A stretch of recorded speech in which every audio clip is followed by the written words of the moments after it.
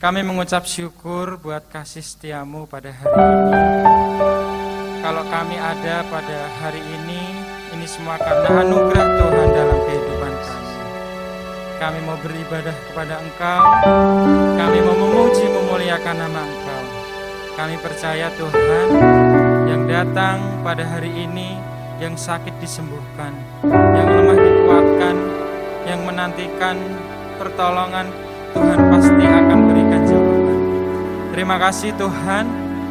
Pada hari ini kami yang ambil bagian, pada hari ini baik worship leader, singer, pemain musik, dan hamba-Mu yang ambil bagian dalam pelayanan apapun, kami mau serahkan hidup kami ke dalam tangan pengasihan Tuhan.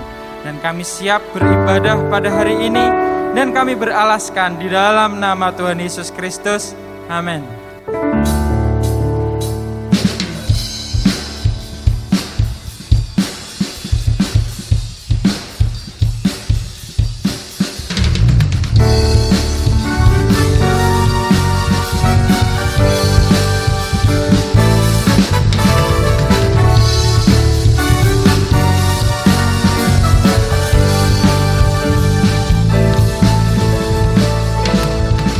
Tuhan selalu bersama kita, apa dan dimanapun kita.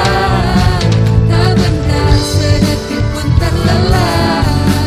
Dia setia pelihara. Tuhan selalu bersama kita, sanggup lakukan segala perkara. Jadilah Tuhan terpercaya, kebenaran firman-Nya. Dia yang sanggup, Dia berfirman dan jadikan. Dia yang sanggup, Dia berjanji dan genapi. Dia yang sanggup, asalku percaya dan serahkan semua. Dia Immanuel, beriku kemenangan.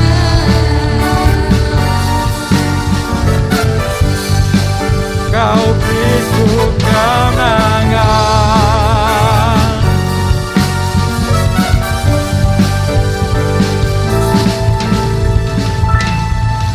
Tuhan selalu bersama kita, apa dan dimanapun kita.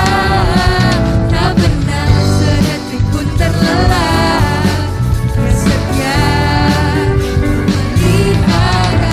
Tuhan selalu bersama kita, sanggup lakukan segala perkara. Jadilah umat dan percaya akan kebenaran firman-Nya.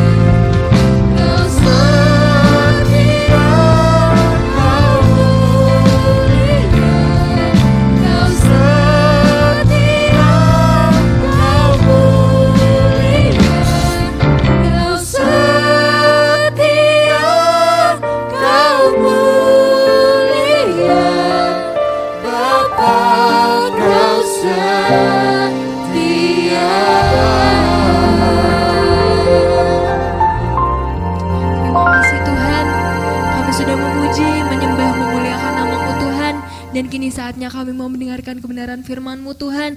Bentuk hati kami Tuhan agar sesuai dengan kehendak-Mu. Dan kami peralaskan doa ini hanya di dalam nama Tuhan Yesus Kristus. Haleluya. Amin. Amin.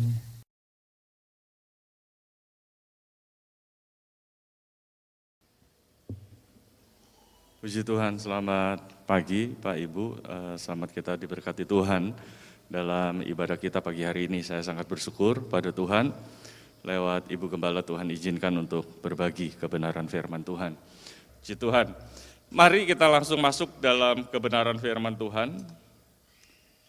Dalam Injil Lukas pasal yang ke-5,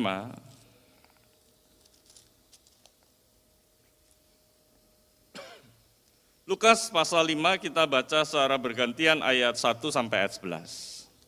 Satu perikop yang tidak asik lagi bagi kita, tetapi mari coba kita mau belajar pagi hari ini. Saya baca ayat pertama, Bapak Ibu ayat kedua, dan terus bergantian sampai ayat ke-11 kita baca bersama-sama. Kita baca dalam nama Tuhan Yesus Kristus. Pada satu kali Yesus berdiri di pantai Danau Genesaret, sedang orang banyak mengerumuni dia hendak mendengarkan firman Allah.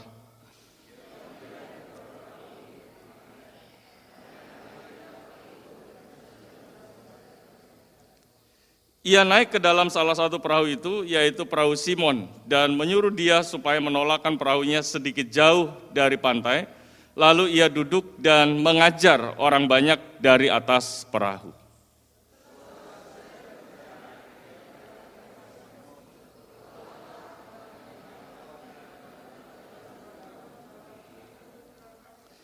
Simon menjawab, "Guru, telah sepanjang malam kami bekerja keras dan kami tidak menangkap apa-apa. Tetapi karena engkau menyuruhnya, aku akan menebarkan jala juga."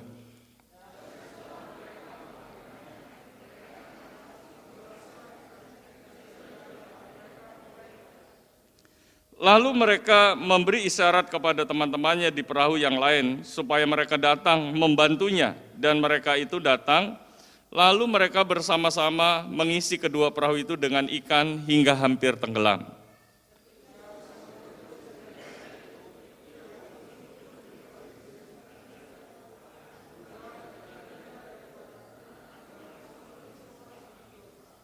Sebab ia dan semua orang yang bersama-sama dengan dia takjub oleh karena banyaknya ikan yang mereka tangkap.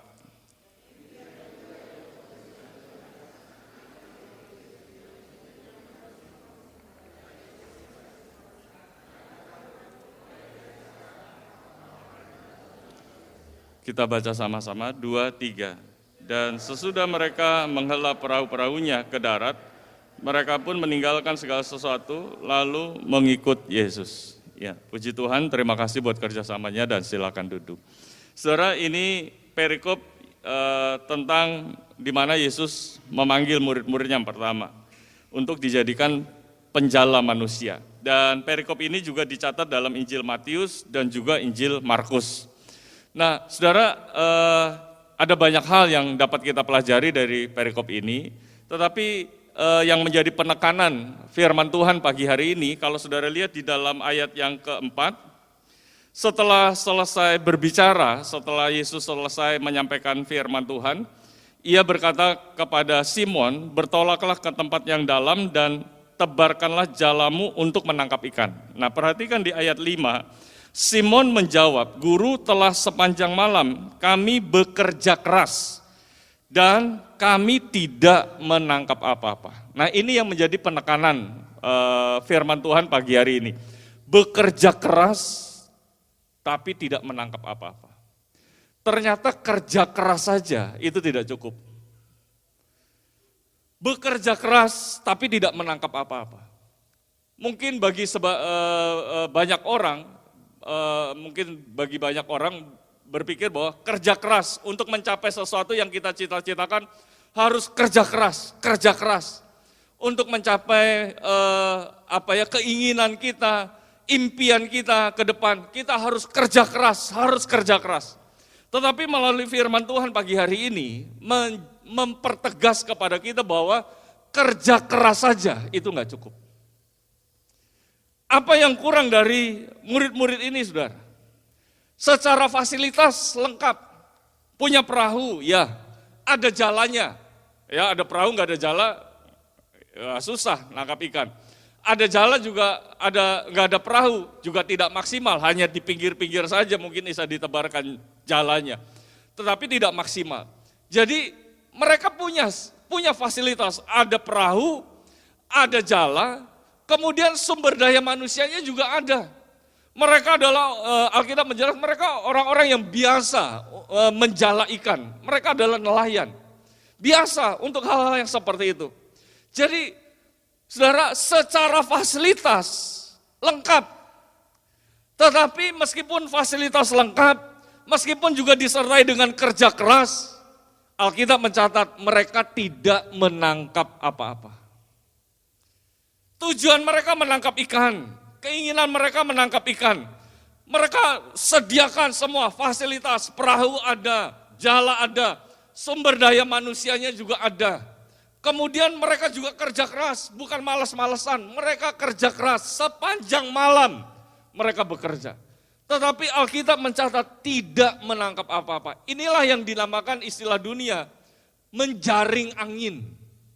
Atau juga di Alkitab itu ada, seperti usaha menjaring angin.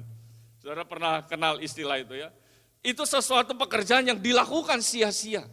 Seperti menjaring angin. Gimana kita mau menjaring angin, menangkap angin? Sesuatu yang sia-sia.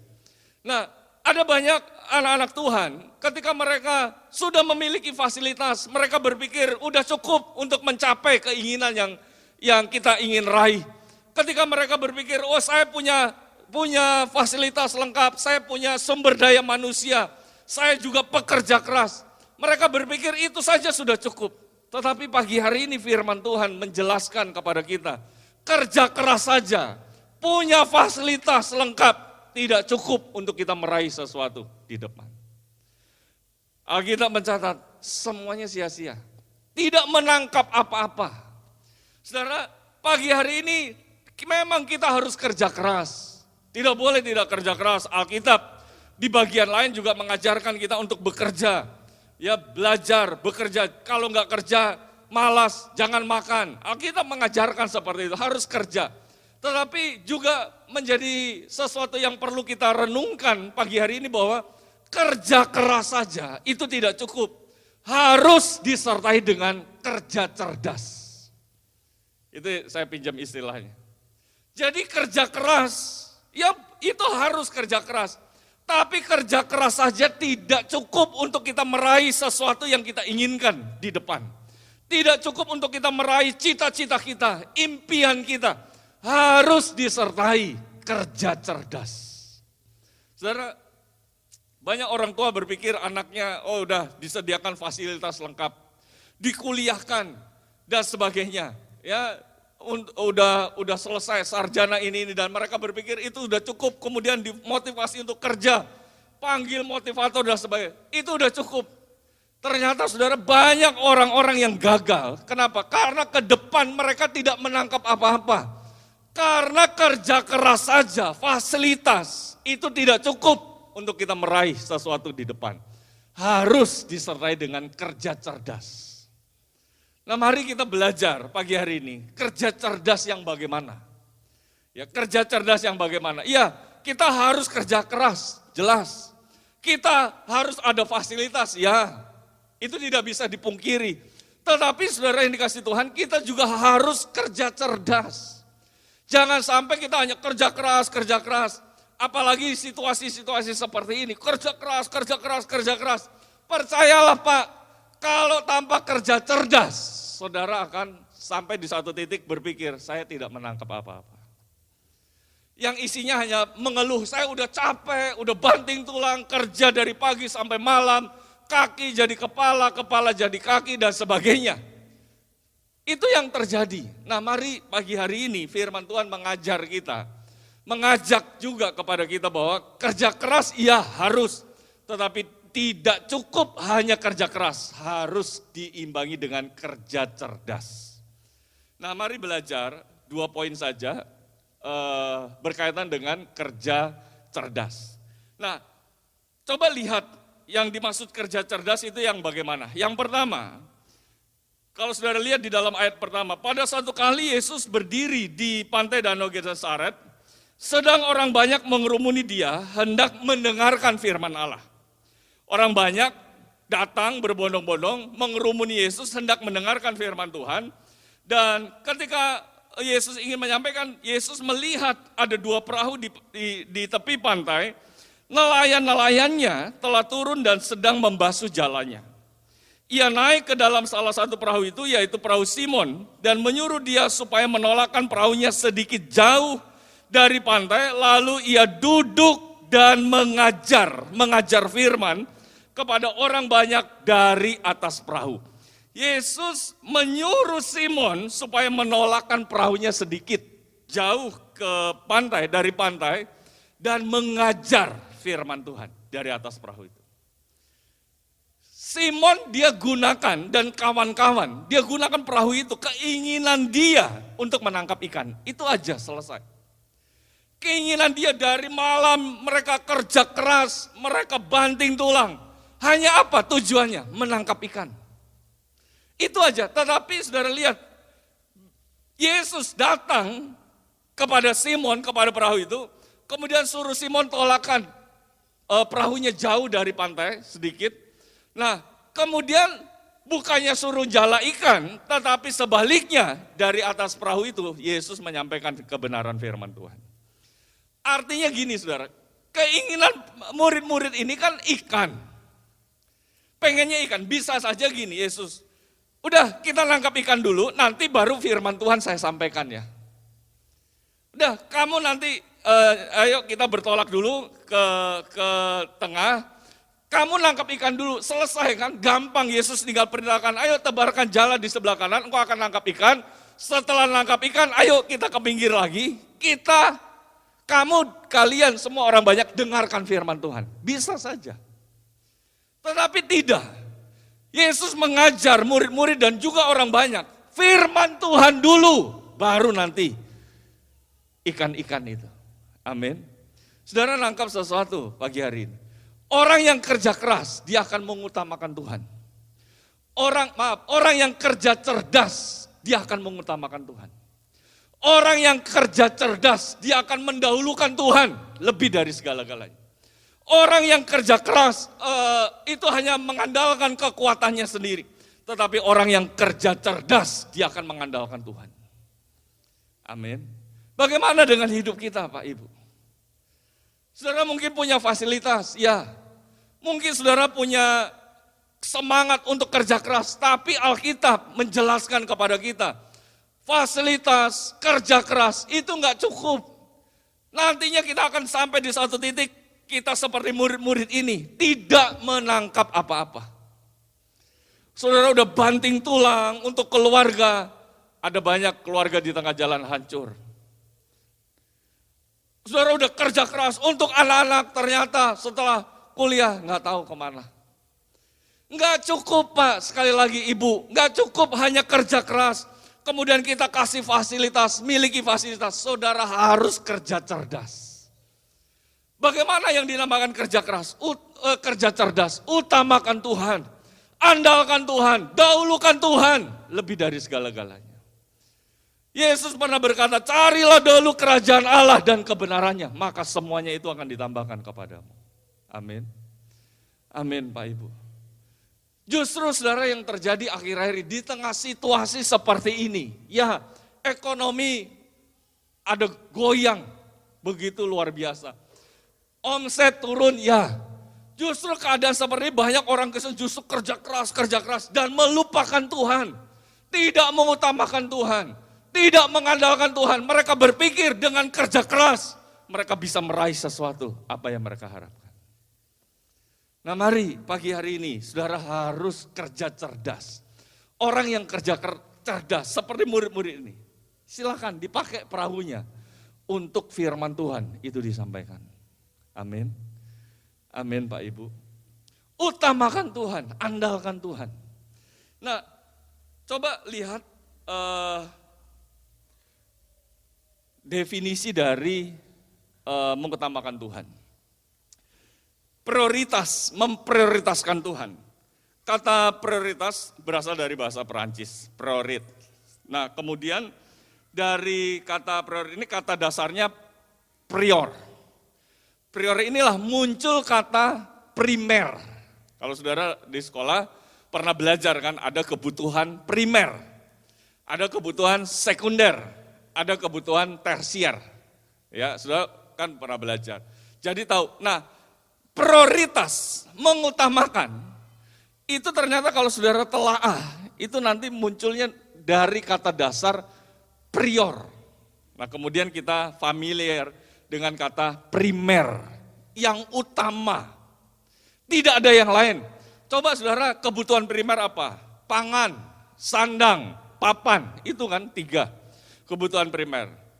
Sekarang tambah lagi handphone, ya, kebutuhan primer ya. Jadi itu yang utama kan biasanya itu pangan, papan, sandang. Ya. Nah, kalau ada di antara ini yang nggak dicukupin, itu repot. Misalnya pangan lah, saudara nggak makan, bisa nggak? Nggak bisa kan. Saudara harus gimana caranya? Ini yang didahulukan, ini yang harus dipenuhi, kebutuhan primer. Nah, sayang sekali untuk urusan rohani, justru ini sebenarnya mengutamakan Tuhan itu kebutuhan primer. Mendahulukan Tuhan itu kebutuhan primer. Tapi sayang sekali, sekarang banyak anak-anak Tuhan justru mengutamakan Tuhan, mengandalkan Tuhan, mendahulukan Tuhan. Itu bukan kebutuhan primer lagi, bukan kebutuhan pokok lagi. Tetapi itu hanya selingan, kalau ada waktu, kalau ada apa dan sebagainya. Baru datang kepada Tuhan. Sayang sekali, apakah itu yang namanya mengutamakan Tuhan? Nah, mari coba kita ubah gaya hidup kita. Andalkan Tuhan, Pak Ibu. Ya, diberkatilah orang yang mengandalkan Tuhan. Betul ya, Yeremia. Tetapi terkutuklah orang yang mengandalkan manusia. Karena itu mari saudara, coba lihat di dalam kata prioritas ini atau mengutamakan Tuhan. Dari Kamus Oxford, itu menjelaskan bahwa yang mengutamakan Tuhan itu artinya gini, keadaan di mana seseorang itu dianggap atau diperlakukan lebih penting daripada yang lain. Itu prioritas, mengutamakan. Ya, jadi keadaan di mana orang itu diperlakukan atau dianggap lebih penting daripada yang lain. Nah, bagaimana dengan kita? Apakah Tuhan itu dianggap lebih penting atau kita perlakukan Tuhan lebih penting daripada yang lain? Nah, itu orang yang mengutamakan Tuhan. Orang yang memprioritaskan Tuhan. Tuhan segala-galanya dalam hidup kita. Amin. Karena itu mari, percayalah Pak Ibu, ketika kita mengandalkan Tuhan, ketika kita mengutamakan Tuhan, Alkitab tidak pernah ingkar janji. Janji Tuhan selalu ditepati. Alkitab mengatakan bahwa diberkatilah orang yang mengandalkan Tuhan. Pasti orang yang mengandalkan Tuhan, pasti akan diberkati oleh Tuhan. Amin. Saudara, di tengah situasi seperti ini, apa bedanya dengan orang dunia di luar sana? Mereka juga kerja keras, Pak, bahkan lebih keras daripada kita. Apa yang membedakan? Justru yang membedakan, kalau kita disertai dengan kerja cerdas, mengutamakan Tuhan, mengandalkan Tuhan, mendahulukan Tuhan, saudara akan mengalami yang namanya kemurahan Tuhan demi kemurahan Tuhan. Pembelaan Tuhan demi pembelaan. Itu yang kita butuhkan saat-saat ini. Di luar sana orang juga kerja keras, sama. Kita kerja keras, mau saingan sama sana. Sana lebih kerja keras, sana lebih profesional, tangani segala sesuatu dan sebagainya. Apa yang membedakan kita? Harusnya yang membedakan kita adalah orang-orang yang mengandalkan Tuhan. Kita adalah orang-orang yang mendahulukan Tuhan. Ketika kita mengandalkan Tuhan, favor of God, kemurahan Tuhan, pertolongan Tuhan, kasih karunia Tuhan, itu terus Tuhan nyatakan dalam hidup kita. Pembelaan. Makanya saudara, ada ayat berkata, Pemazmur, 1000 rebah di sebelah sisimu, 10.000 rebah di sebelah kananmu, tetapi itu tidak akan menimpa engkau. Kenapa? Ada kemurahan Tuhan, ada campur tangan Tuhan, ada favor of God, ada kasih karunia Tuhan, pembelaan Tuhan, yang Tuhan kerjakan bagi orang-orang yang mau kerja cerdas, bagi orang-orang yang mau kerja mengandalkan Tuhan, mengutamakan Tuhan lebih dari segala-galanya. Amin. Amin, Pak Ibu. Karena itu mari coba ubah konsep kita, kerja keras saja nggak cukup. Ya, punya fasilitas lengkap aja nggak cukup. Saudara harus mulai belajar, kerja cerdas. Utamakan Tuhan, andalkan Tuhan. Nah, mengutamakan Tuhan itu yang bagaimana? Mungkin yang kedua sore lah, nggak cukup ya, udah jam 7. Nah, coba lihat satu aja yang dinamakan mengutamakan Tuhan. Contohnya, mengutamakan Tuhan itu yang bagaimana? Soal waktu. Waktu ini ada satu hari itu 24 jam. Nah, coba kita lihat ya di dalam Efesus pasal 5. Efesus pasal 5 ayat 16. Paulus berpesan kepada jemaat Efesus untuk pergunakan waktunya. Dan pergunakanlah waktu yang ada, karena hari-hari ini adalah jahat. Pergunakanlah waktu yang ada, karena hari-hari ini jahat. Coba lihat lagi di dalam Mazmur pasal 5. Bagaimana kita mempergunakan waktu kita? Coba lihat di dalam Mazmur pasal 5, ayat yang ketiga. Mazmur pasal 5 ayat 3, perhatikanlah teriakku minta tolong, ya Rajaku dan Allahku, sebab kepadamulah aku berdoa. Tuhan, pada waktu pagi Engkau mendengar seruanku. Pada waktu pagi aku mengatur persembahan bagimu, dan aku menunggu-nunggu. Pemazmur dia katakan, pada waktu pagi engkau mendengar seruanku, aku berseru kepadamu. Pada waktu pagi aku mengatur persembahan untukmu. Pada waktu pagi, pemazmur katakan, aku menunggu-nunggu Tuhan. Pada waktu pagi. Orang yang mengutamakan Tuhan, mengawali harinya 1 kali 24 jam. Dengan datang dulu berdoa kepada Tuhan pagi-pagi. Itu orang yang mengutamakan Tuhan. Apa saudara yang saudara lakukan ketika bangun tidur? Ngopi kah? Ya, kopi mana? Pisang goreng mana? Pisang goreng. Ya, atau sebaliknya saudara bangun pagi langsung menyembah Tuhan. Saudara bangun pagi langsung berlutut di bawah kaki Tuhan, berdoa. Pemazmur, dia nunggu-nunggu Tuhan pada waktu pagi. Pada waktu pagi dia sudah atur persembahan untuk Tuhan. Apa yang saya mau berikan untuk Tuhan? Pada waktu pagi, pemazmur sudah berseru kepada Tuhan. Pada waktu pagi. Orang yang mengutamakan Tuhan, orang yang mengandalkan Tuhan, dia bangun pagi-pagi. Dia datang dulu kepada Tuhan, berdoa sama Tuhan. Amin. Amin Pak Ibu. Ya, saya harap sih besok pagi langsung beston ini cukup beston pagi. Banyak yang datang. Amin. Ya, jangan amin, tapi terus tidur masih ya. Ya, itu kerja cerdas, kita butuh itu saudara. Apa bedanya dengan dunia? Orang dunia di luar sana mereka juga kerja keras. Yang bedanya adalah kita juga kerja keras, tapi kita juga kerja cerdas. Mengutamakan Tuhan, menyertakan Tuhan dalam kehidupan kita. Dengan bagaimana? Bangun pagi-pagi berdoa kepada Tuhan. Amin. Aminnya kok berat Pak Ibu. Amin. Bangun pagi-pagi, apa pagi-pagi bangun terus ngomel-ngomel. Ya. Ngomel-ngomel pusing, kepala pusing, ya, ngomel-ngomel ini dan sebagainya. Aduh, ayo mari Pak, bangun pagi-pagi, datang cari Tuhan. Pemazmur, pagi-pagi dia nunggu Tuhan, pagi-pagi dia udah atur persembahan untuk Tuhan. Pagi-pagi dia udah berseru kepada Tuhan. Itulah yang dilakukan oleh Yesus. Di dalam Markus pasal yang pertama. Markus pasal yang pertama ayat 35.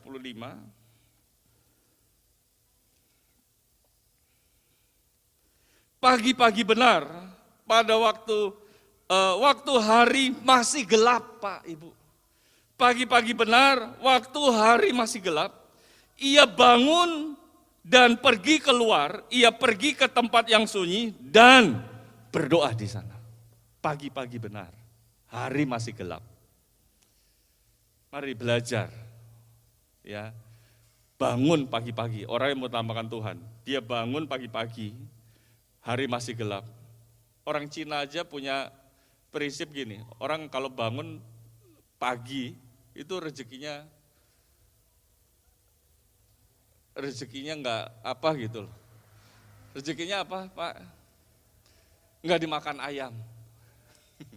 Ya, lu makin bangun pagi, wah makin itu sudah lihat. Tapi sayang bangun pagi terus ngopi, bangun pagi terus ini. Harusnya bangun pagi cari Tuhan, nunggu Tuhan, berseru sama Tuhan, atur persembahan untuk Tuhan.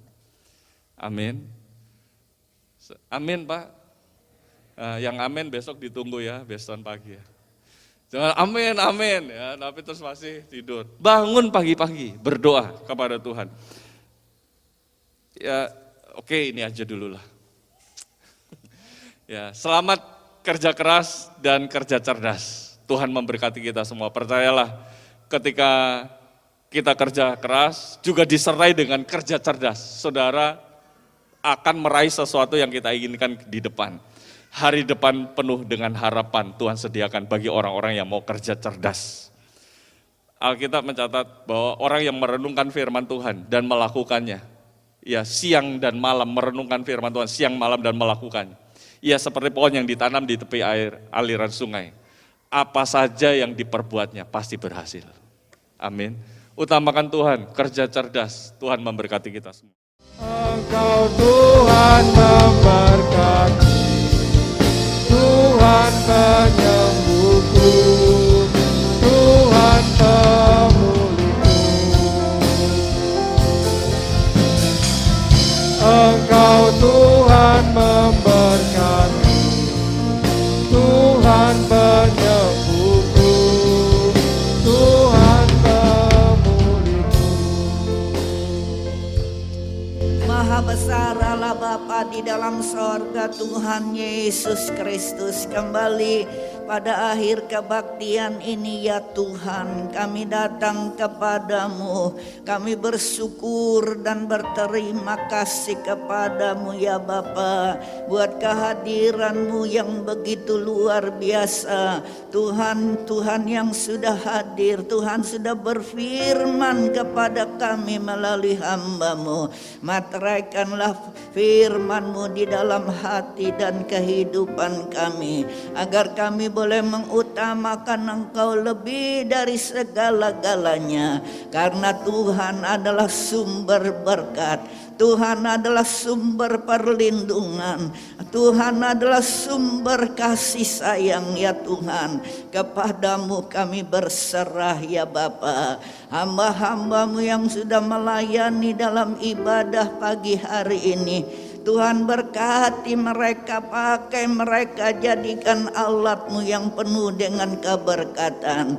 Kesempatan ini kami berdoa buat Ibu Lip Rajiarjo yang masih dirawat di rumah sakit KSA. Marilah Engkau jamah dia, angkat segala sakit penyakitnya, sembuhkan dia dengan sempurna, agar dia boleh kembali lagi beribadah kepadamu. Kami berdoa juga buat hamba-Mu, Bapak Pendeta Lindu ya Tuhan, sekeluarga. Engkau berkati hidupnya, pelayanannya, anak-anak yang Tuhan percayakan kepada keluarga ini. Engkau memberi hikmat dan akal budi kepada anak-anak ini.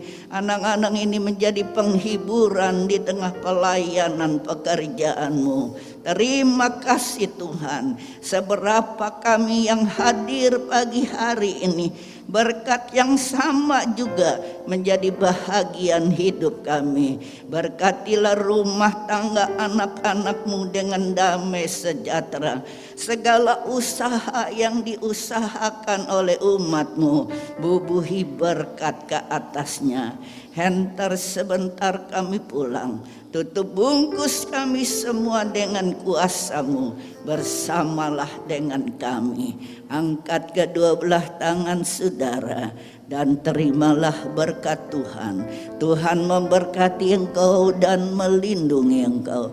Tuhan menyinari engkau dengan wajah-Nya dan memberi engkau kasih karunia yang berlimpah-limpah. Tuhan menghadapkan wajahnya kepadamu dan memberi engkau damai sejahtera yang seperti gelombang-gelombang laut yang tidak pernah berhenti menjadi bahagian hidupmu. Dan sekarang saudara-saudaraku, marilah kita pulang dengan damai sejahtera, sukacita, perlindungan yang dikerjakan oleh Allah Bapa di dalam persekutuan anaknya yang tunggal Yesus Kristus, dan Roh Kudus menyertai kepada kita semua mulai hari ini, besok, lusa, sampai Yesus datang kembali. Terima kasih Tuhan buat berkat-Mu. Kami terima di dalam nama Tuhan Yesus Kristus.